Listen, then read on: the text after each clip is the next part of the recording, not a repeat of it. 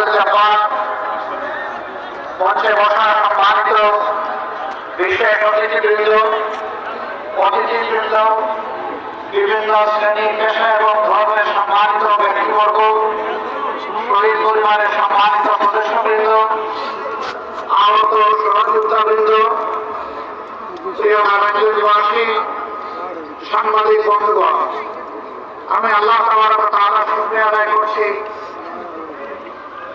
যে রাব্বুল ইসলাম মুক্ত পরিবেশে আজকে আপনাদের সামনে আমাকে এখানে হাজির হওয়ার তৌফিক দান করেছেন। আলহামদুলিল্লাহ। প্রিয় নারায়ণগঞ্জ নিবাসী, আপনাদের স্মরণ আছে